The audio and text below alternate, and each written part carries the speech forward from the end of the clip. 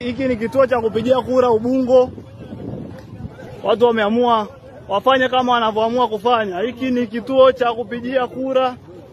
Watu wameamua wafanye. Watu wameamua, wananchi wameamua. Kama katiba inavyosema kwamba mwananchi ndio mwenye mamlaka ya mwisho, basi wameamua kutumia mamlaka yao kikatiba kuamua nini ambacho wanaweza kufanya.